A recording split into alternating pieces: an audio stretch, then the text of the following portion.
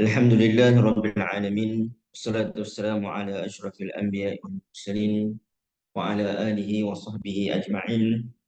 Rabbi shrah li sadri wa yassir li amri wahlul 'uqdatam min lisani yafqahu qawli. Rabbi zidna 'ilman warzuqna fahma amma ba'd. Tuan-tuan dan puan muslimin muslimat yang dirahmati Allah Subhanahu wa taala. Alhamdulillah, pertama dan selamanya kita merafakkan setinggi rasa syukur kita kepada Allah Subhanahu wa taala kerana dengan limpah kurnianya pada pagi ini, uh, pagi 5 Februari 2004 bersamaan dengan 24 Rejab.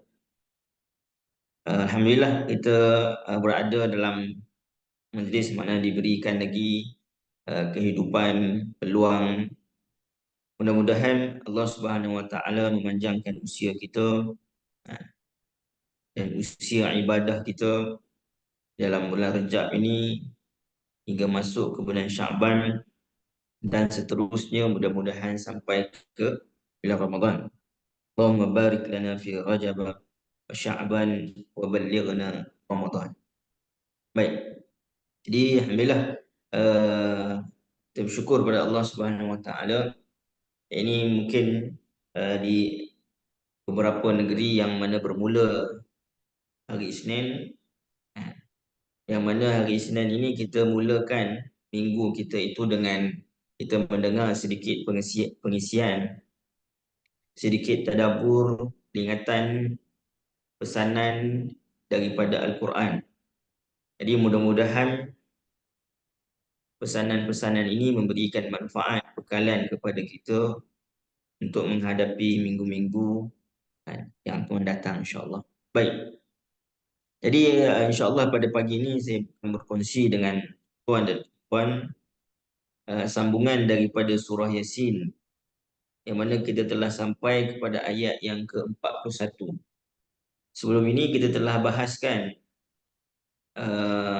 ayat bermula daripada 37 hingga ayat 40.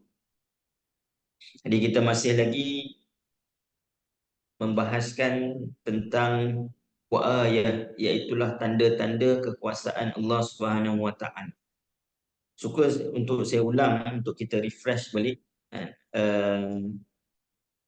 struktur perbincangan surah Yasin ini, yang mana di dalam surah Yasin ini pada ayat yang ke-9 Allah Subhanahu wa taala menyebutkan bahawa pintu hidayah itu dibahagikan ataupun ada 3 pintu, yang mana manusia boleh memilih sama ada mana-mana dari salah satu daripada pintu ini untuk mendapatkan pengetahuan, untuk mendapatkan keyakinan tentang penciptanya dan juga agama ini. Itulah Allah Subhanahu wa taala sebutkan pintu-pintu inilah yang ditutup oleh orang-orang musyrikin daripada menggunakan akal, menggunakan hati mereka untuk memikirkan tentang kebenaran ayat-ayat Al-Quran dan juga peringatannya. Litunzira qauman ma unzira aba'uhum wa hum ghafilun. Mereka tetap lalai daripada mengingati pesanan dan juga peringatan yang disampaikan Al-Quran. Jadi Allah Subhanahu wa taala sebut peringatan ataupun hidayah itu boleh datang daripada sesuatu yang min baini aidihim saddan. Ini peringatan yang boleh datang daripada depan kita, dan juga peringatan yang boleh datang daripada wa min khalfihim, dan peringatan yang datang daripada atas. Fa'aghshaynahum fahum la yubsirun. Jadi kita dah sebutkan peringatan ataupun hidayah yang pertama adalah melalui kisah orang-orang yang terdahulu, iaitulah daripada ayat 13 sampai ayat 30, berkaitan dengan kisah penduduk sebuah kampung ataupun sebuah daerah negeri yang mana mereka mendustakan bukan seorang, bukan dua, tetapi 3 orang rasul. Maka kemudiannya datangnya seorang lelaki daripada ujung kota, datang menyampaikan kepada penduduknya negerinya itu untuk beriman, walaupun dia tahu bahawa para rasul ini ada peranannya, tapi dia juga memahami walaupun dia adalah seorang pengikut, maka dia mempunyai peranan. Ini kita tengok dalam sirah pun Nabi kita sallallahu alaihi wasallam, ketika mana baginda menyampaikan, ini di peringkat awal lagi, menyampaikan dakwah kepada orang-orang yang terdekat, antaranya Abu Bakar Siddiq radhiyallahu anhu. Kita tengok dalam sirah, as-sabiqun al-awwalun, orang yang pertama yang memeluk Islam, yang terawal yang memeluk Islam ini, antaranya hasil daripada dakwah daripada Abu Bakar radhiyallahu anhu. Bahkan 5 daripada 10 orang yang dijanjikan syurga itu adalah hasil daripada dakwah Abu Bakar. Jadi menunjukkan beliau berperanan walaupun dengan adanya Rasul, tapi beliau juga berperanan untuk menyampaikan kebaikan. Jadi itu kisah yang kita pelajari daripada pemuda ujung kota. Kemudian kita masuk membicarakan tentang sesuatu yang berada di hadapan kita. Ya, inilah tentang tanda-tanda kebesaran Allah Subhanahu Wa Taala yang ditunjukkan terdahulu dan sampai hari ini, maknanya kita melihat tanda-tanda kebesaran tersebut. Iaitulah Allah Subhanahu Wa Taala memulakan dengan sesuatu yang berada di bawah kita, supaya kita melihat dan juga tunduk kepada kekuasaan keagungan Allah Subhanahu Wa Taala. Iaitulah apa yang berada di bumi kita ini. Allah Subhanahu Wa Taala wa ayatul lahumul ardul maitatu ahyainaha wa akhrajna minha habban faminhu ya'kulun. Iaitu Allah Subhanahu Wa Taala sebutkan tentang bagaimana bumi ini yang dahulunya mati. Bahkan ada sebahagian tempat di atas muka bumi ini yang mati. Kemudian Allah Subhanahu Wa Taala hidupkan ianya semula dengan Allah Subhanahu Wa Taala menurunkan hujan. Maka dengan hujan tersebut, maka tumbuhlah, wa akhrajna minha habban, tumbuhlah maknanya biji-bijian yang kemudiannya hasilkan pokok, mengeluarkan buah. Daripada buah tersebut kita makan, ataupun sayur-sayuran daripada bahan itu yang kita dapatkan. Kemudian Allah Subhanahu Wa Taala menyebutkan tentang penciptaan kita, naik kepada penciptaan manusia yang diciptakan berpasangan, yang menunjukkan bahawa setiap manusia itu memerlukan di antara satu sama lain. Pasangan ini saya sebutkan tidak hanya pasangan di antara lelaki dan juga wanita. Pasangan ini juga menunjukkan kepada keperluan kepada orang lain ataupun sesuatu yang lain. Jadi Allah Subhanahu Wa Taala suruh kita melihat kepada diri kita ini sendiri telah banyak tanda-tanda kebesaran Allah Subhanahu Wa Taala. Kemudian Allah Subhanahu Wa Taala mengajak kita untuk melihat sesuatu yang berada di atas kita, iaitulah langit, yang mana Allah Subhanahu Wa Taala jadikan keadaan siang dan malam yang telah kita bincangkan sebelum ini.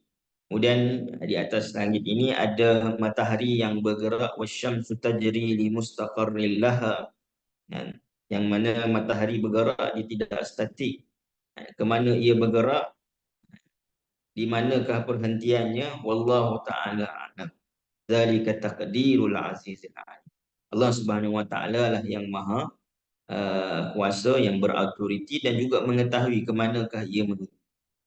Kemudian kita sebutkan wal qamar, dan juga bulan, yang mana Allah Subhanahu Wa Taala menentukan bulan itu ada kadar, ada peredarannya, ada fasanya. Berbanding matahari, bulan mempunyai fasa. Matahari itu statik, matahari itu maknanya dia tidak berfasa. Tetapi bulan ini berfasa. Ada yang sabit, ada yang maknanya separuh, dan ada sebahagian, kemudian ada bulan yang penuh, kembali pula kepada sabit, bentuk sabit. Hatta ada kal urjunil qadim, seperti tandan kering. Tandan kering ni bentuk dia macam si itulah, macam sabit. Kemudian Allah Subhanahu Wa Taala menyimpulkan ayat berkaitan dengan matahari dan bulan ini adalah lasyamsu yanbaghi laha an tudrikal qamara wal lailu sabiqun nahar. Allah Subhanahu Wa Taala memberikan isyarat bahawa matahari dan juga bulan ini tidak perlu untuk berlumba ataupun untuk menjadi orang lain. Matahari tidak perlu untuk menjadi bulan, bulan tidak perlu untuk menjadi matahari. Tetapi masing-masing di tempatnya masing-masing mempunyai peranannya masing-masing. Jadi kita sebutkan matahari itu ibarat cahaya agama ini yang dibawa oleh para rasul, khususnya Nabi SAW. Manakala bulan itu ibarat kita yang mengelilingi bumi dalam masa yang sama mengelilingi matahari. Yang mana kita nak menjadi umat Nabi SAW yang memantulkan cahaya matahari ini kepada bumi, maknanya kepada orang lain lah. Kita boleh memilih untuk menjadi bumi semata-mata, menerima cahaya, tetapi kita nak berperanan sebagai bulan, kerana bulan ini memantulkan cahaya kepada walaupun cahaya bulan itu kadang-kadang tak nampak, kadang-kadang sikit, kadang-kadang macam bulan penuh, tetapi dia tetap terus berkhidmat kepada matahari dengan memancarkan cahaya matahari ini kepada bumi untuk memberikan manfaat kepada. Jadi kita dibawa untuk melihat sesuatu yang berada di atas. Kemudian kita juga dibawa melihat pada pagi ini, kita akan sambung ayat yang ke-41. Salah satu lagi tanda-tanda kekuasaan, kebesaran Allah Subhanahu Wa Taala, iaitulah berkaitan dengan pelayaran ataupun lautan yang menjadi ruang yang terbesar di atas muka bumi ini. Jadi kita tengok lautan itu lebih luas berbanding daratan. Baik. Jadi insya-Allah kita mulakan dengan kita membacakan ayat ini daripada ayat 41 kita baca sehingga ayat 44 terlebih dahulu. InsyaAllah kalau ada kelapangan masa, kita akan sambung, kita akan mula dengan bacaan. Ini setiap kali sebelum kita nak tadabbur sesuatu ayat itu, kita mulakan dengan membacanya. Jadi mudah-mudahan dengan bacaan itu, satunya kita mendapat pahala. Dan sebagaimana kata Nabi SAW, satu huruf dapat 10 kebaikan.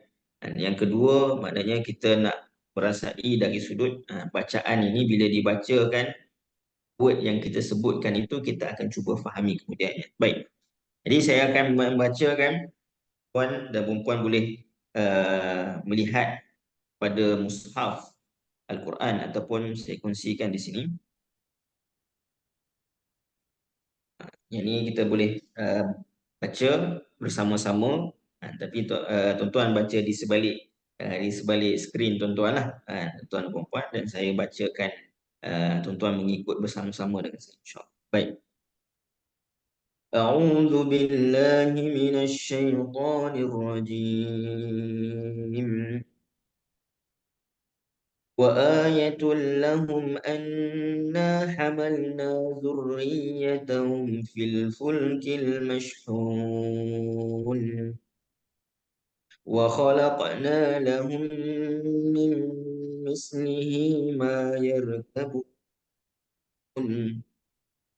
وإن نشأ نغرقهم فلا صريخ لهم ولا هم ينقذون إلا رحمة منا ومتاعا إلى حين. Baik. Sadaqallahul azim. Jadi dalam 4 ayat yang telah kita bacakan ini, Allah Subhanahu Wa Taala membicarakan tentang lautan. Ini perlu kita tahu bahawa lautan ini walaupun tidaklah asing bagi orang Arab, tetapi dia bukan tempat ataupun laluan utama, kawasan utama yang menjadi tumpuan bagi orang Arab. Kerana orang Arab pada ketika itu mereka lebih tertumpu kepada perjalanan daratan. Perjalanan daratan ini menggunakan padang pasir lah. Padang pasir. Allah Subhanahu Wa Taala sebut dalam surah Quraisy, ila fihim rihlatash shita'i was-sayf. Di mereka pada waktu itu bergerak melakukan perdagangan pada musim sejuk dan pada musim panas. Pada musim sejuk mereka akan pergi ke Yaman di sebelah, kalau Mekah maknanya di sebelah selatan Mekah. Kerana Yaman ni agak panas kalau pada musim panas, dan pada musim panas mereka akan pergi ke utara Mekah, iaitulah ke arah Syam. Baik. Jadi Allah Subhanahu Wa Taala menyebutkan tentang lautan kerana Allah nak menggambarkan keagungan kekuasaan Allah Subhanahu Wa Taala, khususnya bagaimana al-fulk, iaitulah kapal yang ataupun disebut sebagai bahtera yang mana dipenuhi dengan barangan tetapi ia mampu terapung. Sedangkan kalau kita tengok diri kita, berbanding dengan kapal, kita mungkin lebih ringan, tetapi kapal yang lebih berat daripada kita mampu untuk terapung di atas lautan.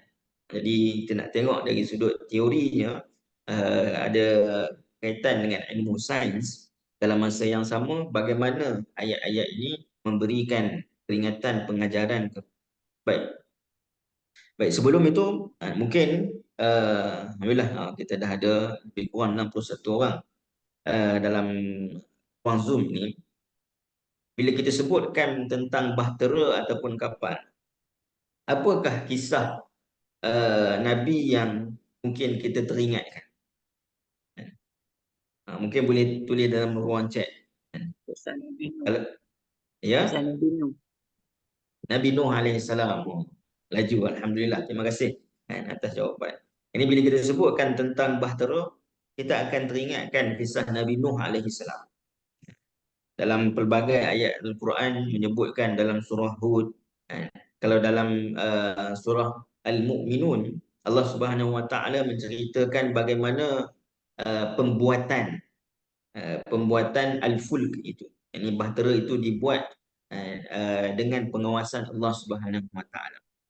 Baik, Allah Subhanahu Wa Taala sebut dua ayat yang saya membacakan, dan satu dalil lagi tanda-tanda kebesaran Allah Subhanahu Wa Taala agar mereka insaf ialah mereka dibawa berlayar. Ini jenis dari sudah berlayar jenis keluarga mereka dalam bahtera yang penuh syarat. Dan kami ciptakan untuk mereka jenis-jenis kenderaan yang sama dengannya, yang mereka dapat mengenderaikannya. Baik.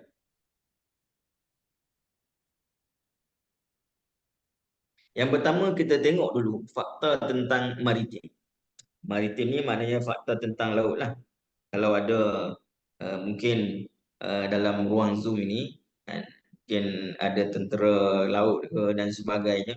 Kalau ada benda yang itu silap ataupun salah fakta, mohon boleh betulkan lah. Baik. Jadi kalau kita tengok sebelum ini Allah Subhanahu Wa Taala sebutkan tentang bumi. Kemudian Allah Subhanahu Wa Taala sebutkan tentang angkasa, cakrawala, dan Allah Subhanahu Wa Taala sebutkan dalam ayat yang kita bacakan ini adalah tentang lautan. Jadi ketiga-tiga ini di antara bumi, angkasa, cakrawala dan juga lautan ini ada saling berkaitan, ada hubungan. Contoh kalau kita sebutkan kejadian pasang surut air. Jadi dulu kecil-kecil bila ibu bapa, mak ayah bawa pergi pantai kan. Kalau kita tengok waktu pagi, kalau kita pergi waktu pagi tu, makin lama dekat tengah hari tu air tu dia semakin surut. Kan? Tapi bila petang, kalau pergi sebelah petang, semakin nak malam, air itu dia akan semakin tinggi dia punya tempat air itu kan. Jadi bila kita tengok kejadian pasang surut ni di lautan, dia terjadi atas beberapa faktor, antaranya adalah kerana adanya tarikan graviti di bumi ini, dengan wujudnya bulan dan matahari. Mungkin saya tidak mampu untuk nak menerangkan secara detail, tetapi kalau kita melihat secara konsepnya, kejadian air pasang surut ni ada kaitannya dengan graviti bumi dalam masa yang sama dengan kewujudan bulan dan juga dari sudut kehidupan yakni manusia, air pasang surut ini memberikan faedah dari sudut ia dapat maknanya membersihkan lautan, maknanya menolak sampah. Kadang kita tengok sampah di kawasan ocean ataupun pantai kan, di tepi-tepi pantai itu kerana adanya air pasang surut. Manakala air pasang surut juga menjadi sumber tenaga bagi menjana kuasa elektrik. Jadi mungkin fakta-fakta ini belum lagi diketahui oleh orang Arab pada ketika ayat ini diturunkan. Tapi kita sebutkan bahawa Allah Subhanahu Wa Taala sebut dalam Al-Quran, sanurihim ayat. Jadi Allah Subhanahu Wa Taala akan menunjukkan kekuasaannya dari masa ke semasa dengan maksud pada zaman-zaman yang tertentu. Bila berkembang ataupun berterusan berjalannya zaman, manusia ini akan melihat tanda-tanda kekuasaan Allah Subhanahu Wa Taala itu semakin banyak dan juga semakin luas ataupun semakin detail. Mungkin orang-orang Arab terdahulu melihat lautan ini sebagai salah satu daripada sumber untuk mereka dapatkan makanan, kan? Kerana dalam sirah Nabi SAW sendiri, Nabi tidak pernah berlayar di lautan, kan? Jadi banyak peristiwa itu berlaku di daratan, kan? Tetapi nak sebutkan bila beredarnya zaman sampai kepada waktu kita sekarang, lautan ini adalah sesuatu yang sangat sangat berguna dan juga bermanfaat kepada manusia pada hari ini, khususnya dalam aktiviti perdagangan. Nah, ini nak mengurangkan dari sudut kos, ini berbanding kalau nak bawa secara kapal terbang kan. Kalau kita beli sesuatu barangan daripada luar negara kan. Kalau dalam skala yang lebih besar lakukan trading, jadi pilihan yang ada adalah melalui lautan dengan membawa kapal-kapal kargo dan sebagainya. Jadi itu semua adalah teknologi-teknologi yang dihasilkan pada hari ini, menunjukkan kepada asasnya kepada kekuasaan Allah Subhanahu Wa Taala yang menjadikan lautan itu sendiri, yang mana kita dapat manfaat daripada pelbagai sudut. Antaranya dari sudut makanan, kalau hari ini kita suka makan makanan laut. Yang kedua dari sudut aktiviti perdagangan, ini menjadi laluan perdagangan. Kemudian tadi kita sebutkan dari sudut air pasang surutnya memberi faedah kepada laut itu sendiri. Kemudian memberi faedah kepada hidupan laut itu sendiri. Baik. Jadi bila Allah Subhanahu Wa Taala menyebutkan dalam ayat ini berkaitan dengan bahtera yang berlayar, anna hamalna zurriyatahu fil fulkil mashhun, yang mana di dalam bahtera yang berlayar di atas laut, yang mana di dalamnya dipenuhi dengan barang-barangan. Baik. Kalau kita tengok bahtera yang berlayar di laut,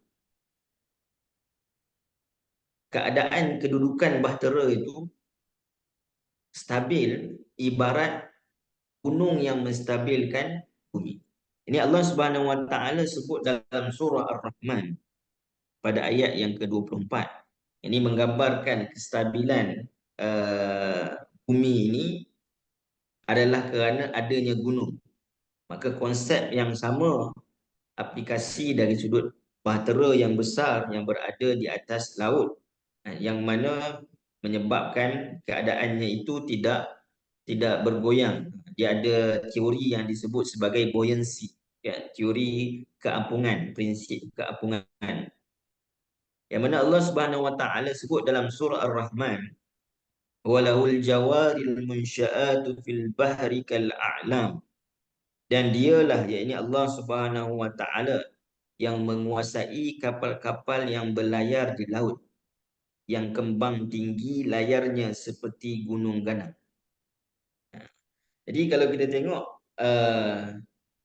Allah Subhanahu Wa Taala sebut yang pertama, Allah Subhanahu Wa Taala menguasai kapal-kapal yang berlayar di laut. Yang ini dengan maksud, walaupun kapal itu mungkin dia ada kapten dia, walaupun mungkin kapal itu dia ada kelasi dia, yang mana kapten dan juga kelasi dia ini yang mengemudi bahtera tersebut hingga dia mampu untuk berlayar di lautan. Namun hakikatnya Allah Subhanahu Wa Taala lah yang mana mengapungkan bahtera tersebut supaya ianya tidak tenggelam. Ini sesuatu perkara yang kita perlu meyakini. Sama juga macam kalau kita naik kapal terbang. Mungkin hari ini jarang dah kita naik kapal kan untuk pergi ke satu tempat yang jauh. Allah Subhanahu Wa Taala sebut dalam surah Al-Mulk bagaimana burung yang terbang itu kan, sayapnya yang dibuka kan. Burung yang terbang itu adalah kerana Allah Subhanahu Wa Taala Ar-Rahman kan, yang menyebabkan dia terbang dengan dia mendepakan sayapnya itu dan terbang. Dan kita pun menyebutkan tentang kapal terbang, bagaimana ia mampu terbang itu adalah kerana Allah Subhanahu Wa Taala yang memberikan kemampuan kepada akal manusia meniru seperti mana burung yang menyebabkan bolehnya kapal terbang itu untuk terbang. Namun hakikatnya itu adalah Allah Subhanahu Wa Taala yang menjaga ia. Cuma kadang-kadang, contoh bila kita sebutkan, kalau ada sesuatu perkara yang berlaku yang buruk, barulah maknanya kita nak mengaitkan dengan izin Allah Subhanahu Wa Taala. Sebagai contoh, kalau kita katakanlah ada kapal terbang yang crash, nauzubillah, tapi nak sebutkan, oh Allah izin, maknanya kapal terbang itu crash. Tapi kalau dalam dari sudut berita lah kita sebutkan, kapal terbang yang crash ini berbanding yang terbang kan, itu nisbahnya sangat kecil berbanding yang terbang dengan selamat. Nak sebutkan bila sesuatu perkara yang buruk berlaku, maknanya barulah kita nak menisbahkan, oh itu disebabkan apa nama, izin Allah Subhanahu Wa Taala ia berlaku crash di tempat yang tertentu. Walhal perkara yang mungkin kita lupakan adalah ketika mana ia terbang dapat pergi dengan selamat ke sesuatu tempat itu.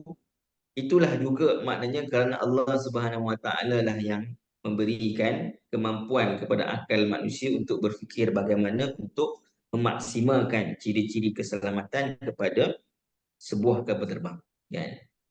Dan hakikatnya terbang itu adalah kerana Allah Subhanahu Wa Taala yang mengizinkan. Jadi sebagaimana kapal-kapal yang berlayar di laut, walaupun kita ada teori yang pelbagai, ada prinsip keapungan, buoyancy dan sebagainya, tetapi hakikatnya Allah Subhanahu Wa Taala lah yang dengan izin Allah Subhanahu Wa Taala lah yang menyebabkan kapal itu dapat. Jadi kalau kita tengok dari sudut prinsip keapungan, buoyancy teori, ini stabilnya gunung itu kerana akarnya itu lebih besar dari apa yang terlihat. Kalau kita sebut macam iceberg, tip of iceberg tu nampak kecil, tapi di bawah iceberg itu dia punya apa ni apa ni, iceberg itu sendiri di bawah, di dalam air itu, maknanya dia tu lebih besar. Saiz iceberg itu lebih besar di bawahnya berbanding yang kita nampak di atasnya kan. Jadi begitulah juga dari sudut kestabilan kapal. Jadi tuan-tuan mungkin boleh lihat di YouTube ni bagaimana orang buat kapal. Yang ni kawasan di bawah kapal tu kita tengok kan, biasanya dia ada kosongan sebagaimana kelapa kan. Dia ada kawasan yang kosong yang menyebabkan udara di situ lebih tinggi dan menyebabkan dia mampu untuk apung. Baik.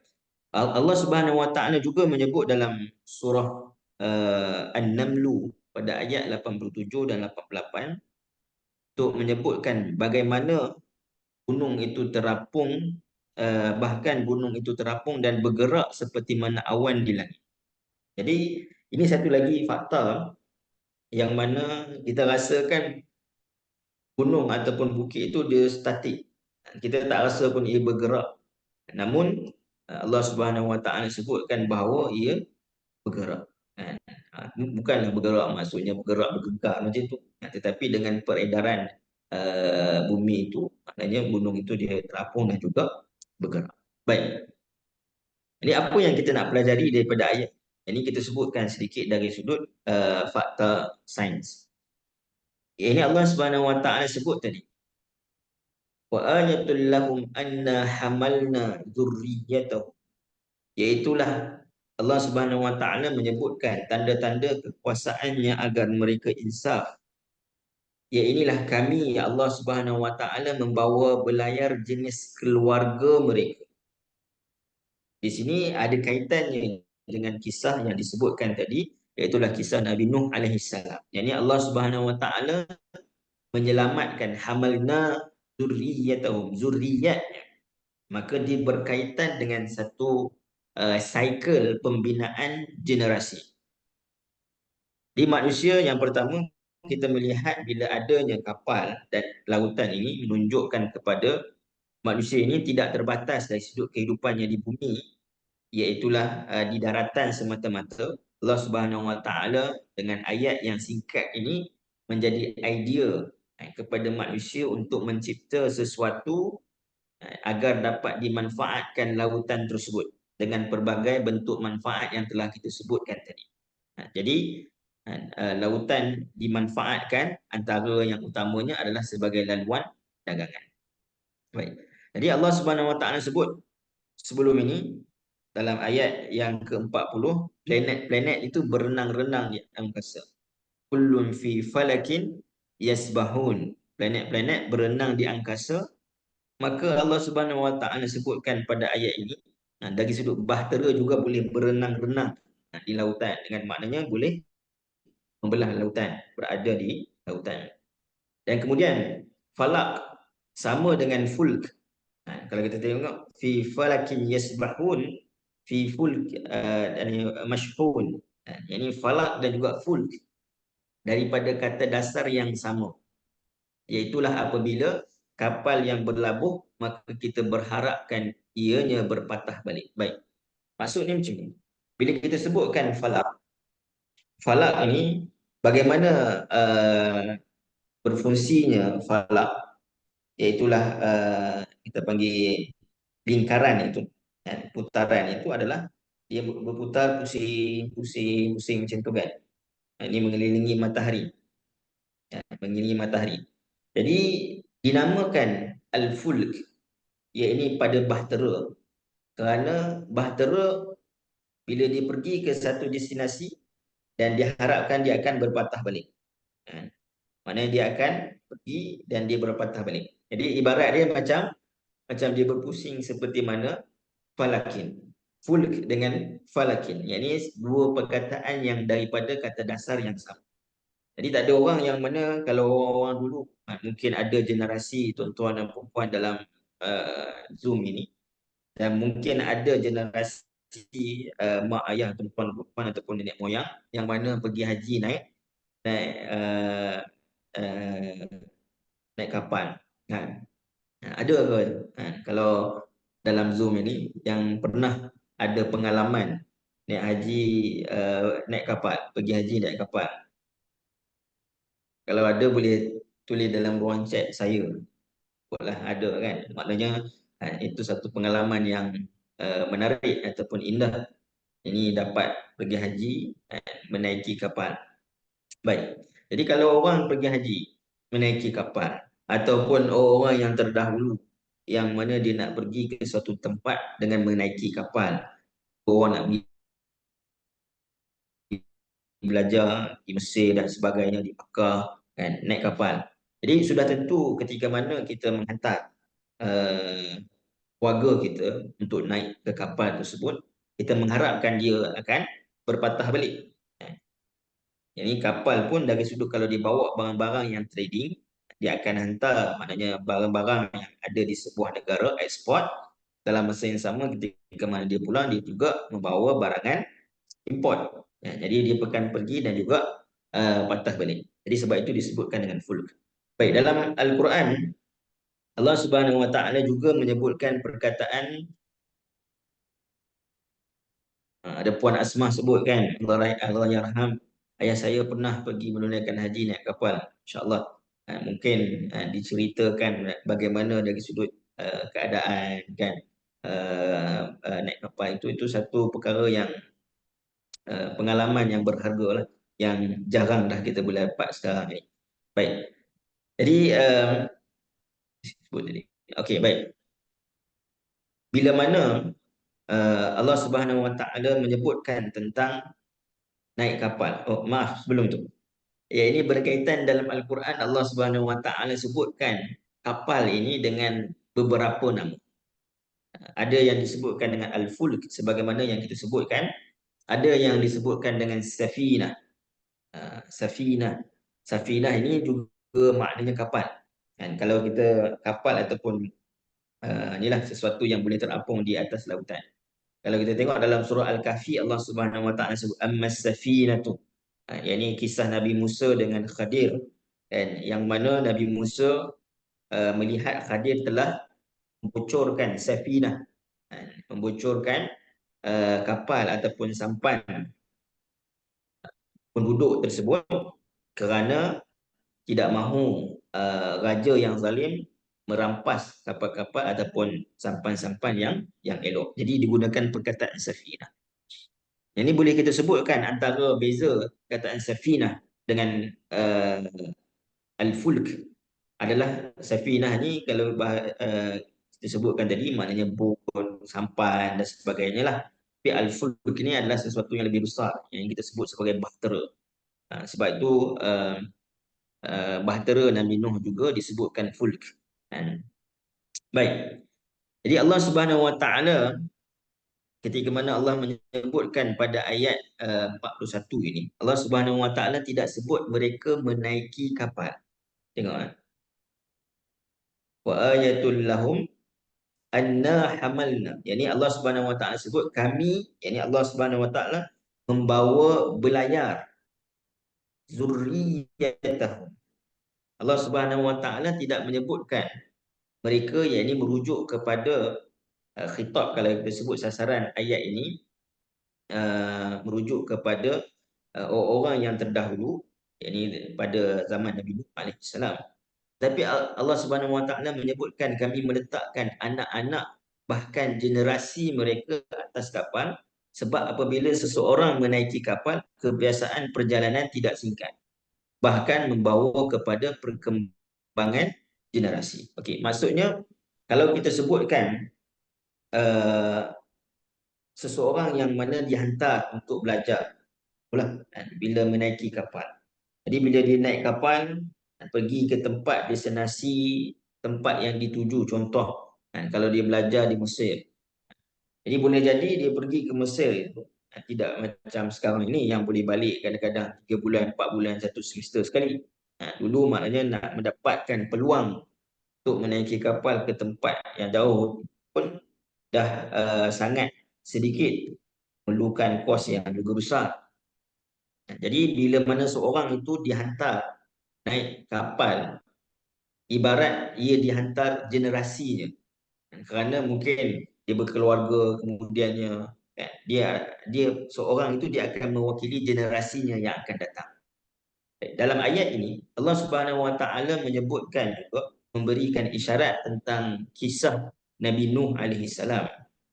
Iaitulah tidak ada sesiapa yang mana bila dia nak mengaku bahawa generasi dia terdahulu, bahawa generasinya tidak beriman. Kerana apa? Kerana generasi yang tidak beriman ini daripada awal manusia itu telah ditenggelamkan oleh Allah Subhanahu Wa Taala pada zaman Nuh, zaman Nabi Nuh alaihi salam. Maknanya Kalau seorang yang nak mengatakan bahawa kami ini hanya mengikut apa yang nenek moyang kami telah lakukan. Kita biasa dengar kan hujah-hujah sedemikian. Kenapa buat sesuatu perkara mensyirikkan Allah, kenapa menyembah berhala. Jadi mereka memberikan alasan bahawa nenek moyang kami telah dahulunya telah melakukan hal tersebut. Persoalannya, tidakkah mereka memikirkan kenapakah nenek moyang mereka itu melakukan hal tersebut? Sedangkan nenek moyang kepada nenek moyang mereka itu yang lebih jauh dari sudut nasab keturunannya sampailah kepada orang yang menduduki bumi ini setelah mana banjir besar itu hanyalah orang beriman. Jadi ini sangat kita tengok hikmah Allah Subhanahu Wa Taala pada kisah Nabi Nuh alaihi salam. Allah Subhanahu Wa Taala menghantar dari sudut banjir besar yang menenggelamkan bumi ini. Ya. Yang mana kita tengok tak pernah berlaku dah peristiwa seperti itu selepas daripada zaman Nabi Nuh alaihissalam. Kenapa kita tahu Nabi Nuh alaihissalam dakwah baginda yang sangat mencabar dari sudut 950 tahun, pelbagai jenis kaedah yang digunakan, dakwah pada siang, malam, kan, secara terbuka, secara tersembunyi, kan. Pelbagai cara yang Nabi Nuh alaihissalam gunakan. Bahkan disebut dalam kitab tafsir yang beriman kepada Nabi Nuh alaihissalam itu sekitar paling banyak pun lebih kurang 80 orang lebih selama 950 tahun. Termasuklah dari sudut anak baginda. Ini ada beberapa orang anak Nabi Nuh dan ada anak yang tidak ini beriman kepada Nabi Nuh alaihissalam dan tidak bersama di atas kapal tersebut. Tapi nak sebutkan hikmah bila Allah Subhanahu Wa Taala menjadikan banjir besar itu adalah yang kita sebut sebagai tufan Nuh, iaitu kerana Allah Subhanahu Wa Taala nak memberikan isyarat bahawa yang kami selamatkan untuk pembinaan generasi yang kemudian itu hanyalah orang-orang yang beriman. Jadi orang yang beriman ni memang dah tak ada. Siapa pun kita hari ini, maknanya generasi kita ini akan tersambung kepada mereka yang berada di atas kapal bersama dengan Nabi Nuh, which is orang-orang yang beriman. Jadi nak sebutkan, bila mana seseorang itu mengatakan bahawa kami mengikuti agama ataupun cara nenek moyang kami, yang mana cara nenek moyang itu telah terpesong daripada ajaran Islam, terpesong daripada akidah Islam, iaitu dengan syiriknya, dengan penyembahan berhala dan sebagainya, maka apa hujah kamu untuk mengatakan kisah Nabi Nuh alaihissalam ini yang memberi isyarat bahawa hanya orang beriman sahaja yang diselamatkan oleh Allah Subhanahu Wa Taala dan daripada keturunan mereka inilah lahirnya manusia sehingga pada hari ini. Kan? Jadi jika manusia tidak mengingati hari akhirat, jadi perkara yang paling manusia boleh fikir jauh pun adalah berkaitan dengan kehidupan anak-anak. Jadi bila Allah Subhanahu Wa Taala sebutkan juga tentang membawa generasi, Allah Subhanahu Wa Taala tak sebut bahawa mereka naik kapal, tapi Allah kata kami yang membawa generasi mereka. Ini menunjukkan kepada satu bentuk pemikiran yang Allah Subhanahu Wa Taala letakkan kepada kita adalah untuk memikirkan generasi kita yang akan datang. Ini satu pemikiran yang ada pada semua para nabi. Sebab itu bila kita tengok Nabi Ibrahim, Nabi Zakaria, apabila dah sampai pada usia yang lanjut, belum lagi dikurniakan anak kepada para nabi ini, jadi mereka bersungguh-sungguh maknanya meminta kepada Allah Subhanahu Wa Taala untuk dikurniakan anak. Jadi anak ini bukan semata-mata nak meneruskan legasi keluarga, ini keturunan, tapi anak ini juga adalah untuk meneruskan legasi keimanan, ini legasi dari sudut dakwah yang mereka tanggung dan dakwah yang mereka laksanakan. Jadi kalau seseorang itu, kalau kita bila mana Allah Subhanahu Wa Taala mengurniakan kepada kita anak, kalau kita hanya memikirkan tentang dunia semata-mata, maka kita akan memikirkan bagaimana anak itu nanti besar, dia nak bekerja, nak ada rumah, nak ada kereta, kan? Nak ada apa nama, isteri dan sebagainya, berkeluarga. Tapi kalau maknanya kita memikirkan tentang akhirat bersama dengan pikiran kita terhadap dunia, tak salah. Maknanya kita nak fikirkan masa depan anak-anak dari sudut pelajarannya dan sebagainya, tak salah. Bahkan itu juga sesuatu yang dituntut, kerana dalam hadis Nabi SAW sebut, janganlah, maknanya mafhumnya, jangan kamu tinggalkan anak-anak ini ataupun keluarga kamu, ahli kamu dalam keadaan meminta-minta, kan? Tapi nak sebutkan, kalau kita ada vision tentang akhirat yang lebih utama, maka kita memikirkan bagaimana ketika mana kita nak meninggalkan anak-anak kita ini, mereka menjadi orang-orang yang soleh, orang yang beriman kepada Allah Subhanahu Wa Taala. Sebab itu dalam surah Al-Baqarah, Allah Subhanahu Wa Taala menyebutkan tentang salah seorang bapa yang contoh kebapaan dalam Al-Quran, antaralah Nabi Yaqub alaihissalam. Walaupun dengan pelbagai karenah anak itu tidak mencacatkan ketokohan Nabi Yaqub sebagai bapa. Jadi nak sebutkan menjadi bapa yang misali itu bukan bermakna tak ada anak yang bermasalah, kan? Kalau seorang yang mana dikurniakan keluarga, anaknya semua baik dan alhamdulillah, itu rezeki daripada Allah Subhanahu Wa Taala. Tapi Nabi Yaqub alaihissalam pernah menyebutkan kepada anak-anaknya dalam suratul Am kuntum syuhada'a idh hadara Ya'qubul maut. Tidakkah kamu melihat, menyaksikan ketika mana Nabi Yaqub, ia ini telah sampai kepada, maknanya ajalnya, hampir kepada kematian. Am kuntum syuhada'a idh hadara Ya'qubul maut idh qala li bani. Nabi Yaqub berkata kepada anak-anaknya. Siapa anak-anak Nabi Yaqub ini? Ada 12 orang yang menjadi 12 tribe dalam Bani Israel. Am kuntum syuhada idh hadara Yaqub al-maut idh qala li banihi ma ta'buduna min ba'di. Apakah yang kamu nak sembah selepas daripada kematian? Ini menarik. Nabi Yaqub mengatakan ma ta'budun, apa yang kamu nak sembah, bukan siapa yang kamu nak sembah. Baik, saya rasa saya tunjukkan ayat tersebut supaya kita dapat bersama-sama merhatikan ayat tersebut. Suratul Baqarah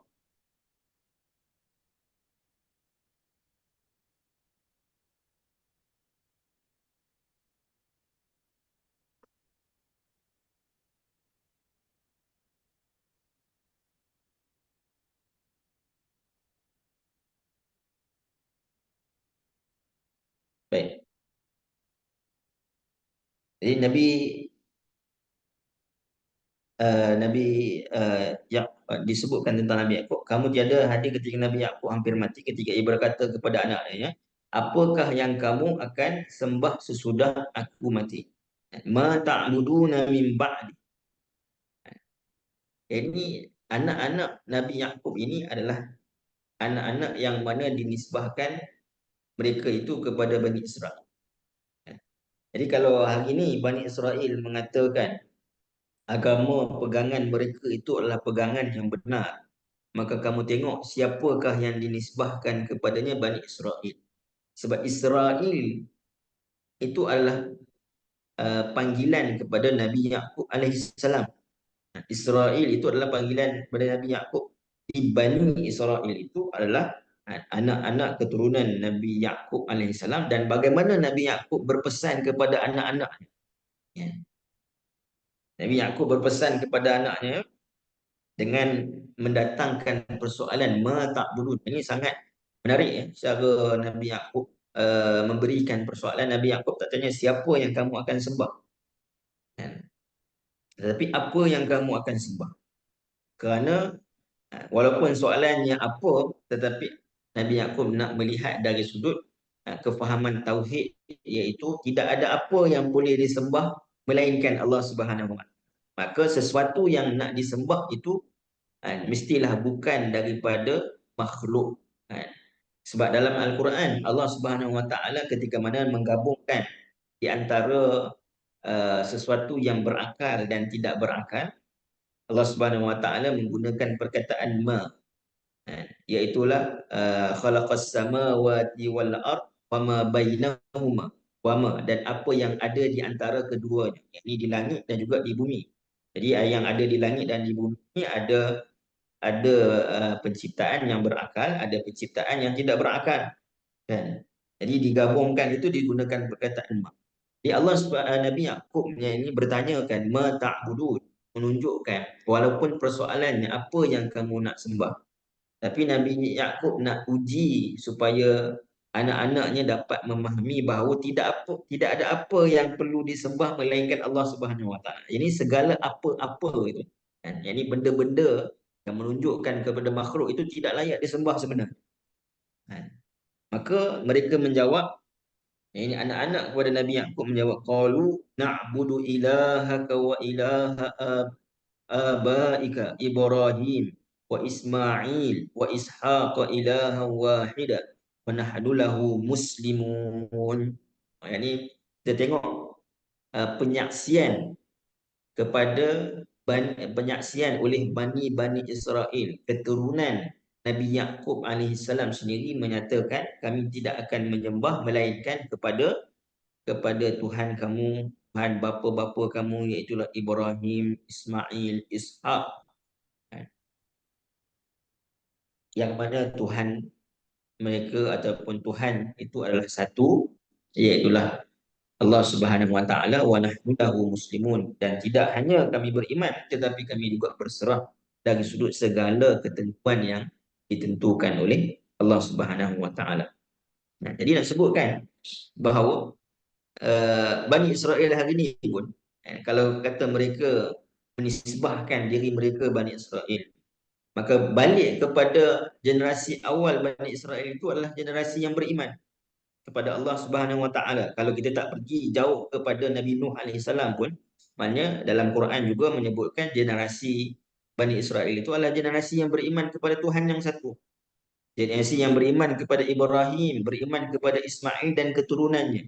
Bukan sekadar beriman kepada Ibrahim dan juga Ishak. Sebab Bani Israel ini mereka mengakukan Ishak kerana mereka daripada keturunan Ishak, hingga kan mereka juga menyebutkan yang disembelih itu juga adalah Ishak. Kan? Mereka kata Nabi Ismail ini adalah orang kata macam uh, anak yang disumpah dengan perkara yang tak elok, kan? Uh, curse, kan? Sedangkan Ishak itulah yang sebenarnya adalah nabi pilihan. Jadi Allah Subhanahu Wa Taala menyebutkan Bani Israel terdahulu mereka mengiktiraf Ibrahim, Ismail dan juga Ishak, kan? Yang mana mereka ini bukan sekadar beriman kepada Allah yang satu, tauhid, tetapi juga mereka uh, berserah diri muslimun, yang ini dengan makna mereka patuh dan juga taat kepada segala perintah Allah Subhanahu Wa Taala. Maka kalau kita sebutkan Bani Israel hari ini klaim mereka agama yang betul, kan? Termasuklah pada zaman Nabi SAW sendiri pun, kan? Yang ini mereka klaim bahawa mereka lah yang betul. Maka ayat Quran ini mengajak untuk melihat siapakah generasi kamu yang terdahulu.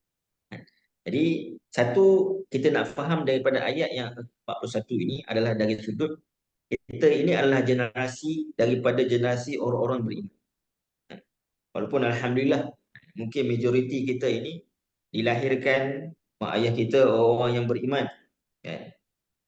Tapi nak sebutkan sesiapa juga manusia yang berada di atas muka bumi ini, keturunannya sehinggalah sampai anna hamalna zurriyatahum, itu sampai kepada yang dibawa zuriatnya di atas kapal itu adalah uh, orang-orang yang beriman daripada zaman Nuh alaihissalam. Dan bila Allah Subhanahu Wa Taala sebutkan zuriat ini bukan bermakna anak-anak sahaja. Zuriat kerana kalau anak-anak ni disebutkan walad, innama al-mal wal bani banun, ini disebutkan harta dan juga anak pinak. disebutkan banin ataupun banun, anak juga, anak lelaki. Kalau disebutkan al-walad, walad juga adalah anak-anak. Tetapi bila disebutkan zuriat, ini maknanya generasi. Bukan sekadar anak kita, tetapi anak-anak, ini cucu, cicit kita dan sebagainya. Jadi ayat ini mengajak untuk kita tidak hanya berfikir tentang diri kita, tetapi bagaimana untuk kita nak pastikan generasi kita itu adalah generasi yang beriman, sebagaimana pertanyaan yang ditanyakan oleh Nabi Yaqub pada anak-anak kita. Jadi Allah Subhanahu Wa Taala mengajak kita untuk berfikir, dan sudah tentulah maknanya dengan usaha kita dalam menerapkan keyakinan, keimanan kepada anak-anak kita, dalam masa yang sama memberikan ini guideline, panduan daripada uh, uh, daripada pengalaman kita kepada anak-anak, kepada anak kita, ini pada cucu-cucu kita, kan. Jadi mudah-mudahan kebaikan yang kita ajar kepada anak kita, diajar pula kebaikan itu oleh anak kita kepada cucu kita. Dengan cara itu mudah-mudahan generasi kita itu berterusan. Bukan sekadar generasi berterusan, tapi pahala daripada setiap generasi yang melakukan kebaikan itu asbab daripada kita mendapat pahalanya kepada kita di dalam kubur dan juga di hari akhirat. Baik. Allah Subhanahu Wa Taala sebutkan pada ayat 42. Wa khalaqna lahum min mislihi, dan kami ciptakan untuk mereka jenis-jenis kenderaan yang sama dengannya. Okey. Apa makna di sini? Tadi kita sebutkan bahawa orang Arab ni mereka bukanlah satu bangsa yang familiar dengan lautan. Kan?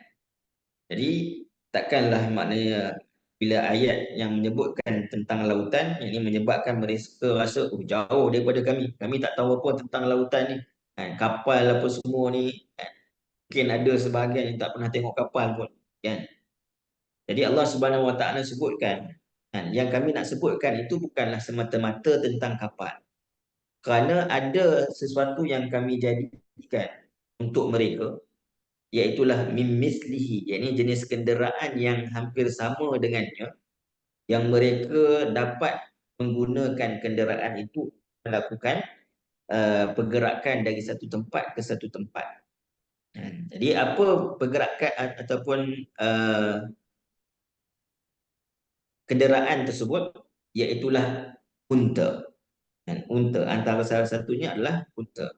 Dalam surah Al-Ghasyiyah, Allah Subhanahu Wa Taala ajak untuk memikirkan, afala yanzuruna ilal ibli kaifa khuliqat, tidakkah kamu melihat bagaimana unta ketika mana ia diciptakan oleh Allah Subhanahu Wa Taala, bagaimana ia telah diciptakan oleh Allah Subhanahu Wa Taala. Kerana unta ini disebutkan gelarannya itu adalah Safinatus Sahra, kapal di kawasan padang pasir. Kerana tugas maknanya unta ini seperti mana kapal, yakni bawa barangan dan juga dinaiki oleh penunggangnya dan berjalan di gurun padang pasir, kan. Dan kalau kita tengok tentang unta, fakta-fakta tentang unta ni, bagaimana Allah jadikan matanya yang boleh menahan dari sudut ribut padang pasir, kan. Kalau mata kita ni jenuh, sekejap-sekejap nak apa ni, nak gosok mata kalau pasir masuk mata, kan. Jadi Allah Subhanahu Wa Taala jadikan, dan bonggolnya itu kita dah fahami, dari sudut boleh menyimpan air dan juga tenaga, kan. Jadi banyaklah maknanya kita nak sebutkan tentang. Jadi dari sudut itu ada lebih kurang sama dari apa yang Allah Subhanahu Wa Taala sebutkan tentang safinah ataupun al-fulk yang berlayar di atas lautan, dan juga safinatus sahra, yakni unta yang telah kamu naiki, yang kamu boleh menggunakannya untuk aktiviti perdagangan dan juga kenderaan untuk kamu bergerak ke satu destinasi ke destinasi yang lain. Jadi kenapa Allah Subhanahu Wa Taala sebutkan tentang kenderaan ini?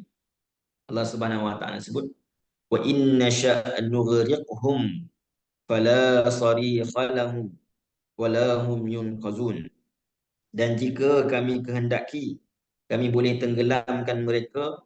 Kiranya kami lakukan yang demikian, maka tidak ada yang dapat memberikan pertolongan kepada mereka. Dan mereka juga tidak dapat diselamatkan. Illa rahmatan minna wa mata'an ila hin. Kecuali dengan kemurahan daripada pihak kami, memberikan rahmat dan kesenangan hidup kepada mereka hinggalah ke suatu masa. Baik. Allah Subhanahu Wa Taala sebutkan, jika kami hendak, maka kami boleh tenggelamkan mereka. Dalam masa yang sama, ketika mana ia ditenggelamkan, fala sarikha lahum, dan tidak ada lagi suara-suara yang dapat menjerit, memekik untuk meminta pertolongan, wala hum yunqazun, maka mereka tidak dapat lagi diselamatkan. Baik. Jadi bila kita faham tentang kapal, kapal ini lebih mudah untuk kita faham bagaimana ianya tenggelam berbanding kalau unta kan tenggelam dalam padang pasir. Ini satu yang mungkin kita tak dapat nak fikirkan. Tetapi Allah Subhanahu Wa Taala mendatangkan perbandingan supaya bila kita memahami tentang bagaimana tenggelamnya kapal, jadi kita juga boleh membayangkan Allah Subhanahu Wa Taala boleh melakukan hal yang sama kepada sesuatu perkara yang lain. Jadi kalau Allah Subhanahu Wa Taala sebut tadi, Allah yang hamalna zurriyatahu, Allah Subhanahu Wa Taala lah yang membawa zuriat keturunan. Wa inna sya' nughriqhum, dan kalaulah kami kehendaki, nughriqhum, yakni kami tenggelamkan mereka. Sebab Allah Subhanahu Wa Taala lah yang menyebabkan bolehnya berlayar, tapi Allah Subhanahu Wa Taala jugalah boleh menyebabkan ianya tenggelam. Baik, kalau tenggelam, seseorang yang berada tenggelam di dalam air. Tenggelam dalam air ni, bila kalau dia nak bercakap, nak menjerit, dia tak boleh menjerit. Sebab bila tenggelam, nak bercakap, kan? Ini suara dia tu tak akan didengari oleh orang kalau dia tenggelam dalam air. Ini kan pula maknanya di tengah lautan yang jauh daripada orang lain dan juga bantuan. Ini suara itu tak akan kedengaran. Dan apabila suara itu tak kedengaran kepada orang lain, maka tidaklah dapat mereka diselamatkan. Jadi nak sebutkan unta-unta yang mereka naiki itu, Allah Subhanahu Wa Taala boleh tenggelamkan dengan maknanya, boleh menyebabkan unta-unta tersebut hilang keupayaannya untuk berjalan. Contoh, didatangkan ribut pasir yang sangat tebal, menyebabkan makna pasir bergerak hingga tertimbus jalan-jalan. Kalau ribut pasir yang kuat, maknanya tempat padang pasir itu dia akan ditenggelam. Tuan kalau biasa pergi umrah, kalau pergi antaranya ke Badar dan sebagainya, dia ada macam bukit pasir. Jadi ada tempat-tempat yang mana pasir ni dia kalau kita pijak tu dia boleh tenggelam. Tapi taklah tenggelam seluruh badan, tapi tenggelam kaki tu dalam jugalah. Kan? Macam kita lalu apa ni, memasuki pantai ataupun laut. Ini kaki kita tu tenggelam. Baik. Jadi Allah Subhanahu Wa Taala memberikan gambaran kalau Allah Subhanahu Wa Taala nak mendatangkan azab Allah Subhanahu Wa Taala, kalau tidak tenggelam sepenuhnya unta itu pun, maknanya Allah nak mendatangkan azab, menenggelamkan juga suara-suara mereka di tengah padang pasir yang tak ada orang, tak ada bantuan. Fala sarikha lahum, maka mereka tak dapat nak meminta pertolongan daripada orang lain.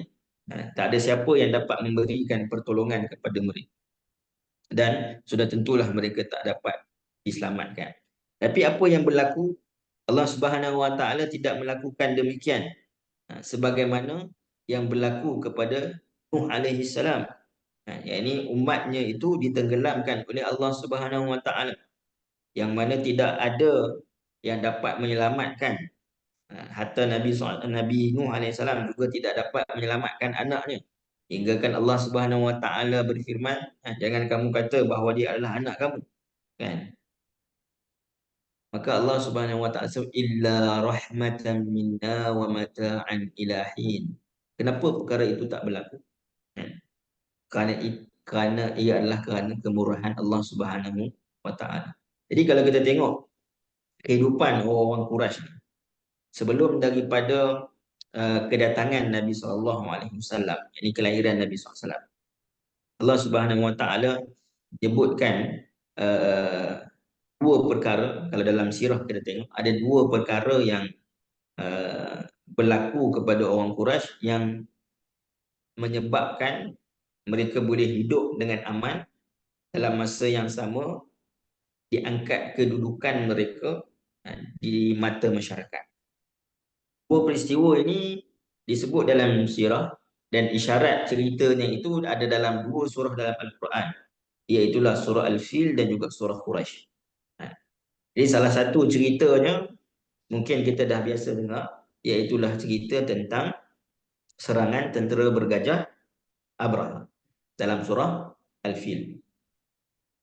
Manakala satu lagi cerita adalah cerita bagaimana Quraisy menjumpai Telaga Zamzam yang menyebabkan mereka adanya sumber air.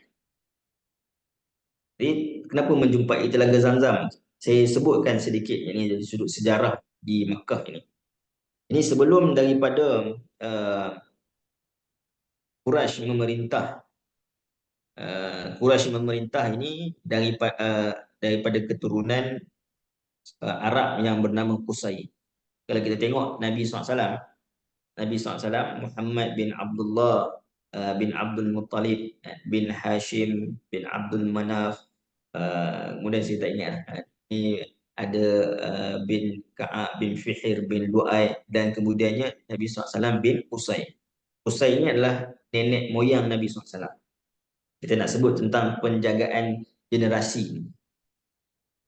Yang mana daripada Qusay inilah lahirnya Quraisy. Dialah orang yang pertama, kalau antara Nabi SAW hingga ke Qusay ini, lebih kurang ada 4 ke 5 generasi. Rasa dalam 5 generasi daripada Nabi SAW kepada Qusay. Yang mana Qusay inilah yang dinisbahkan kepadanya Quraisy.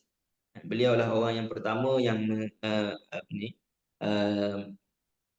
telah menghidupkan parlimen Quraisy di Darun Nadwah. Cumanya sebelum daripada orang Quraisy ini mereka memerintah di Makkah, yang memerintah sekian lama di Makkah adalah kaum yang disebut sebagai Jurhum. Lama mereka merintah di Makkah. Ini bermula daripada zaman Nabi Ismail alaihissalam. Ini kalau kita nak bawa sejarah Makkah ini, dia bermula daripada kisah Hajar dan juga Ismail alaihissalam. Kita tahu dalam peristiwa ditinggalkan oleh Nabi Ibrahim atas perintah Allah Subhanahu Wa Taala, dan malaikat datang cucuk dengan sayap, lalu keluarlah air Zamzam. Bila air Zamzam ada air di kawasan tersebut, ada pedagang-pedagang yang melihat nampak burung yang terbang macam buat pusingan. Sebab burung ni dia biasa terbang macam tu. Dia ada formasi cara terbang burung. Tapi bila dia dah buat pusingan tu, orang Arab tahu bahawa oh ini tandanya kat tempat tu ada air. Jadi mereka pergi ke tempat tersebut, tengok ada Hajar dan juga Nabi Ismail alaihissalam. Jadi bila mereka maknanya jumpa Hajar dan Nabi Ismail, mereka minta izin untuk berada di situ, diizinkan. Tapi sebab mereka ini satu kelompok kabilah yang ramai, maka mereka lah menjadi orang-orang yang mentadbir kawasan Mekah itu. Permulaan yang mentadbir Mekah pada ketika itu. Namun demikian maknanya keluarga Nabi Ismail ini diberikan kedudukan yang tinggilah oleh pentadbiran Mekah pada ketika itu. Nah, jadikan cerita maknanya tahun bertahun ada bermacam-macam ni lah. Bermacam-macam ada perangan, ada dan sebagainya. Hinggalah sampai kepada zaman yang kita sebutkan Quraisy tadi. Ketika mana kaum Jurhum ini telah kalah dan mereka nak dikeluarkan daripada Mekah, maka mereka telah menanam ataupun menutup kawasan Telaga Zamzam, yang menyebabkan orang selepas itu tak dapat menggunakan Telaga Zamzam tersebut. Bila Telaga Zamzam ni dijumpai semula, iaitulah pada zaman Abdul Muttalib. So satu zaman yang agak lama. Ini Abdul Muttalib, Allah Subhanahu Wa Taala memberikan ilham kepada beliau ketika mana beliau berada di sekitar Kaabah. Ini beliau bermimpi tempat di manakah tertanamnya, tertimbusnya Telaga Zamzam tersebut. Maka dengan mimpi tersebut, ada 2-3 kali mimpi, kemudian Abu Talib ni mengajak untuk gali kawasan yang terkambus tersebut, dan mereka menjumpai semula Telaga Zamzam. Jadi isyaratnya di mana? Allazi at'amahum min ju' wa amanahum min khauf. Yang mana Allah Subhanahu Wa Taala menyelamatkan mereka daripada kelaparan. Kerana air ini adalah sumber utama pada kehidupan untuk membuat makanan, proses dan sebagainya. Maka Allah Subhanahu Wa Taala sebut dengan berjumpanya Telaga Zamzam itu adalah sesuatu perkara yang memberikan kebaikan kepada bukan sekadar kepada orang Quraisy, tetapi orang Arab seluruhnya di kawasan tersebut. Dan kemudian cerita yang kedua, 50 ataupun 55 hari sebelum kelahiran Nabi SAW, berlakulah peristiwa tentera bergajah Abraha yang tak ceritakan, yang kita dah biasa dengar cerita itu. Cumanya satu poin yang saya nak sebutkan, Abraha ketika mana dia nak menyerang Kaabah, maka dia ada merampas 200 ekor unta milik Abdul Muttalib, kan, datuk Nabi SAW. Jadi orang Quraisy ini pun menghantar Abdul Muttalib sekali lagi untuk bertemu sebagai kita kata wakil mereka, utusan mereka untuk bertemu dengan Abraha. Sebab orang Arab pada waktu tu dah takut dah, sebab Abraha bawa gajah, kan. Mereka dah lari bersembunyi dekat-dekat kawasan dengan Bukit Bukau di kawasan sekitar Mekah tersebut. Maka Abdul Muttalib pergilah berjumpa dengan Abraha dengan orang kata dengan gaya bersahajanya. Abdul Muttalib kata, pulangkan balik aku punya unta-unta yang telah kamu rampas. Jadi Abraha ni dia terkejut lah. Kamu datang nak berjumpa dengan aku ini semata-mata nak minta dipulangkan unta kamu. Tapi kamu tak kisah aku ni nak serang tempat tinggal kamu ni, tempat kamu berada, tempat suci kamu ni. Jadi apa kata Abdul Muttalib? Abdul Muttalib mengatakan bahawa unta yang kamu rampas itu adalah aku adalah tuannya. Dan rumah ataupun Kaabah yang kamu nak hancurkan itu dia ada tuan dia. Maka aku akan menjaga unta-unta ini sebab aku tuannya. Maka rumah itu juga ada tuannya, maka dia akan menjaga rumahnya. Jadi itu kata Abdul Muttalib. Jadi kalau kita baca sekali lalu ini mungkin satu sirah ataupun cerita, tapi kita nak melihat bagaimana peristiwa ini adalah peristiwa yang besar kepada orang Quraisy. Satu yang disebut dalam surah Al-Fil diberikan keamanan, yang kedua diberikan hilangnya kelaparan dengan adanya jumpa Telaga Zamzam. Yang kedua-dua cerita ini terkait dengan Abdul Muttalib, yang mana daripada kalangan Quraisy ini memang ramai dari sudut generasi ataupun kaum-kaumnya. Tapi daripada kalangan Quraisy itu Allah Subhanahu Wa Taala memilih Bani Hashim. Daripada Bani Hashim itu memilih, maknanya daripada Abdul Muttalib lahirlah Nabi SAW. Jadi bagaimana Allah Subhanahu Wa Taala menyediakan pengaruh yang besar kepada Abdul Muttalib itu, sebagai nasab datuk Nabi SAW. Jadi ini memberikan isyarat kepada kita adalah dari sudut orang musyrikin ini, bila ayat-ayat seperti mana yang kita bacakan ini ditujukan kepada mereka untuk mengingatkan bahawa Allah Subhanahu Wa Taala tidak menenggelamkan. Walaupun Allah Subhanahu Wa Taala boleh melakukan demikian, Allah Subhanahu Wa Taala tak membiarkan kamu mati kehausan dengan tak adanya air. Allah Subhanahu Wa Taala tidak membiarkan kamu mati dibunuh oleh golongan tentera bergajah Abraham adalah kerana rahmat Allah Subhanahu wa taala, illa rahmatan minna wa mata'an ilahin. Kerana sebab itu antara makna rahmat di sini adalah rahmat dengan adanya Nabi sallallahu alaihi wasallam. Jadi Allah Subhanahu wa taala menyebutkan Allah yang menyebabkan kapal itu terapung, maka Allah jualah yang mampu untuk menyebabkannya tenggelam. Jadi walaupun mereka tinggal di padang pasir, maka tiada yang mustahil bagi Allah Subhanahu Wa Taala menenggelamkan ataupun dengan bahasa yang lain menghapuskan mereka.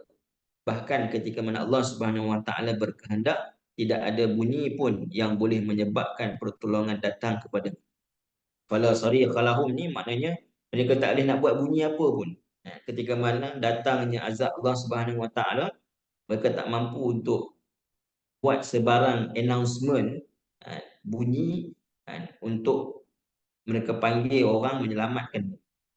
Hal ini sebab apa? Orang musyrikin dalam Al-Quran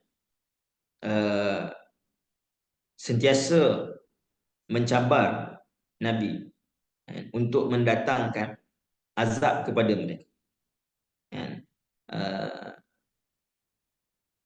Ada disebutkan dalam surah Yasin ini juga, nanti kita akan sebut dalam ayat yang ke-40 lebih ataupun 50 lebih. Mereka sebut wa yaquluna mata hadzal wa'du in kuntum shadiqin. Mereka mengatakan bilakah yang dikatakan janji-janji kepada kamu, yang kamu sebutkan janji-janji ini dari sudut azab-azab yang akan datang kepada kami ni, kalau betul-betul kamu adalah orang yang benar. Maknanya mereka sebutkan dalam bentuk sindiran dalam masa yang sama mencabar. Kalau kamu duk sebutkan tentang neraka, kamu duk sebutkan tentang azab, kan? Allah Subhanahu Wa Taala sebutkan tentang azab, kan? Kepada orang yang mengingkari, kan? Allah sebut kami tak buat tu atas rahmat kami. Jadi mereka bukan nak insaf, tapi mereka mencabar. Kalau betul azab yang kamu sebutkan, azab yang diceritakan oleh para nabi itu, bilakah azab itu akan datang kepada kami? Jadi mereka mencabar. Kenapa mereka mencabar? Sebab mereka rasa harta yang mereka miliki, kerana keturunan ataupun kekuatan yang mereka ada, boleh menyelamatkan mereka. Allah sebutkan antaranya sikap orang Quraisy yang disebutkan antaranya itulah Abu Lahab, berkata ma aghna anhu malu wa ma kasab. Yakni tidak lagi bermanfaat harta-hartanya, wa ma kasab. Kasab di sini disebutkan antara maknanya adalah anak pinak. Maknanya ketika mana mereka mencabar Allah Subhanahu Wa Taala, mereka mencabar dari sudut Rasulullah SAW untuk mendatangkan azab, sebab mereka rasa mereka dah ada harta, kekuatan, mereka dah ada tentera, anak pinak. Jadi mereka boleh terlepas daripada azab Allah Subhanahu Wa Taala. Maka Allah Subhanahu Wa Taala sebut, kalau kami nak menghapuskan mereka, maka kami mampu dan kami boleh menghapuskan mereka. Ini tak ada guna dah pada waktu tu kekuatan tentera ke, kekuatan dari sudut financial ke, pada waktu itu tak ada perkara yang boleh tolong kamu. Jadi ini satu isyarat kepada kita dengan apa yang berlaku kepada saudara-saudara kita di Gaza yang masih lagi berterusan sehingga hari ini. Allah Subhanahu Wa Taala menyebutkan ataupun memberikan isyarat di dalam Al-Quran. Antaranya di dalam surah Ibrahim, Allah Subhanahu Wa Taala sebut, wala tahsabannallaha ghafilan amma ya'maluz zalimun. Janganlah kamu rasa bahawa Allah Subhanahu Wa Taala ini lalai ataupun leka ataupun tak endah dengan apa yang dilakukan oleh orang-orang yang zalim. Kalau kita tengok ini dah 100 hari kan, bilalah perangan ini nak berhenti. Kadang-kadang kita pun tak mampu lagi lah nak tengok video-video yang menyayatkan hati kita. Tapi Allah Subhanahu Wa Taala sebut, jangan kamu rasa bahawa Allah lalai terhadap apa yang dilakukan oleh orang-orang yang zalim. Kerana setiap daripada satu itu ada kadar ataupun ada ketentuannya. Maknanya Allah Subhanahu Wa Taala telah tentukan mereka ini dengan kekuatan yang mereka miliki, dari sudut financialnya, dari sudut ketenteraan, orang yang datang membantu kepada mereka. Walaupun banyak mana pun, tetaplah maknanya orang Palestin ni ada Allah Subhanahu Wa Taala yang lebih berkuasa daripada segala-galanya. Jadi sebab tu kalau kita tengok, keimanan inilah yang kita nakkan terapkan kepada generasi kita. Yang kita sebutkan pembinaan generasi, iaitulah dari sudut keyakinan sepenuhnya kepada Allah Subhanahu Wa Taala. Tuan-tuan boleh tengok video-video orang Palestin sekarang ni, walaupun banyak daripada adik-beradik yang mereka yang telah syahid, yang rumah mereka runtuh, makanannya tak ada dan sebagainya, tetap mereka yakin bahawa kami ada Allah Subhanahu Wa Taala. Cukup dengan adanya Allah Subhanahu Wa Taala ini, dengan rasa, bukan sekadar sebut Allah Subhanahu Wa Taala itu bukan sekadar di bibir, tapi merasai rahmat Allah Subhanahu Wa Taala dalam keadaan, walaupun dalam keadaan yang serba kekurangan, berada dalam keadaan perang, banyak perkara yang tak ada kepada mereka, tapi tetap merasai rahmat Allah Subhanahu Wa Taala. Ini beza dengan kita. Kadang-kadang dengan ada perkara yang banyak pun kita tak dapat nak merasai rahmat Allah Subhanahu Wa Taala.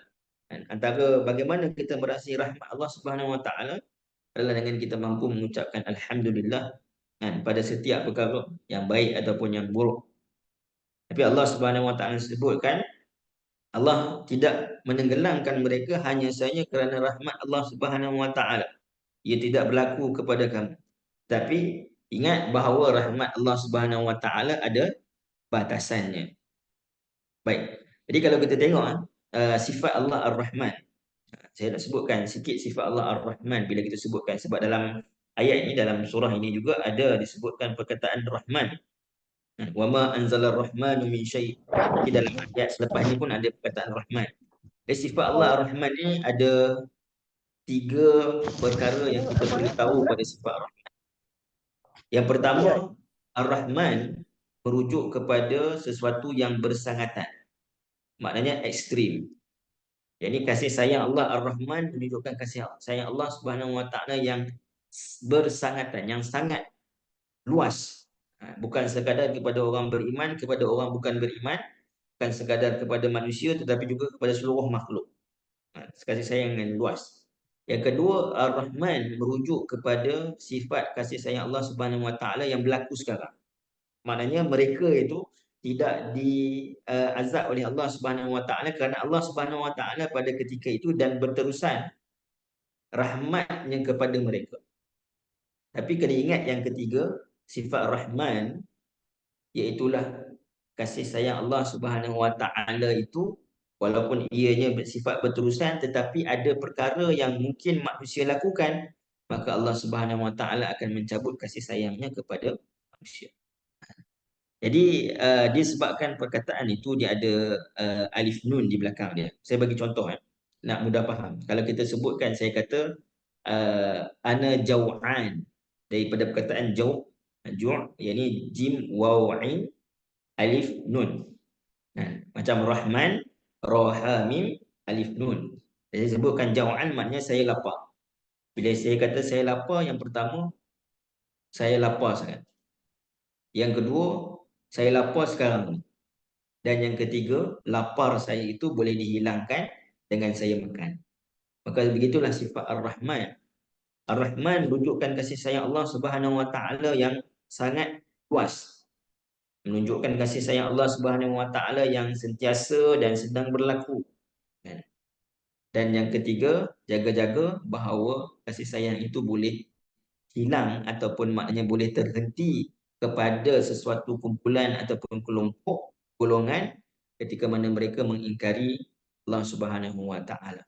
Maknanya Allah boleh mengazab mereka, walaupun dalam masa yang sama Allah Subhanahu Wa Taala sifatnya adalah Ar-Rahman. Maka Allah Subhanahu Wa Taala sebut dengan keberadaan antaranya sifat Ar-Rahman Allah Subhanahu Wa Taala itu adalah dengan keberadaan Nabi SAW yang menyebabkan mereka tidak diazab oleh Allah Subhanahu. Tapi jaga-jaga, kerana walaupun Allah Ar-Rahman kasih sayang, tapi Allah juga Al-Jabbar, Allah juga Al-Qahhar, Allah juga Al-Muntaqim. Allah Subhanahu Wa Taala Maha membalas, Maha maknanya memberikan kesakitan kepada mereka yang ingkar kepada Allah Subhanahu Wa Taala dan Rasulnya. Baik. Jadi ayat ini ditujukan kepada antaranya kepada orang musyrikin untuk mereka fikirkan. Sebab kita sebut dalam cerita cerita Ashabul Qaryah terdahulu, ya ini bila datangnya Rasul ke satu tempat, orang di tempat itu merasakan Rasul itu adalah sebab datangnya perkara-perkara buruk kepada mereka. Qalu inna tatayyarna bikum la illam tantahu lanarjumannakum. Jadi mereka rasa bahawa kan, musibah, kesialan dan sebagainya, kecelakaan itu adalah kerana datangnya Nabi kepada mereka, menyebabkan pecah belah. Macam Nabi SAW sendiri. Bila datangnya Nabi, mereka kata Nabi ini membawa pecah belah dan sebagainya. Tapi Allah Subhanahu Wa Taala mengingatkan, antara bentuk rahmat Allah Subhanahu Wa Taala yang tidak mengazab kamu itu adalah kerana adanya Nabi SAW bersama dengan kamu. Allah sebut dalam surah Al-Anfal, "Wa ma kana Allahu liyu'adzibahum wa anta fihim, wa ma kana Allahu mu'adzibahum wa hum yastaghfirun." Dan Allah Subhanahu Wa Taala tidak sesekali akan menyiksa mereka sedangkan engkau wahai Muhammad ada di antara mereka. Dan Allah tidak akan menyiksa mereka sedang mana mereka beristighfar memohon ampun pada Allah Subhanahu Wa Taala. Jadi nak sebutkan itu perkara yang jadi kunci kepada kejayaan agar seseorang tidak diazab oleh Allah Subhanahu Wa Taala, iaitulah mengikut ajaran yang dibawa oleh Nabi SAW dan juga memperbanyakkan istighfar. Nabi dah tak ada kan, pada zaman kita ini, tapi kita masih lagi ada ajaran ini kan. Dan kita masih lagi ada istighfar. Jadi mudah-mudahan Allah Subhanahu Wa Taala menjauhkan kita daripada sebab azab. Jadi itu nak sebutkan rahmat Allah Subhanahu Wa Taala itu adalah dengan kedatangan Nabi kepada mereka yang menyebabkan mereka tak diazab.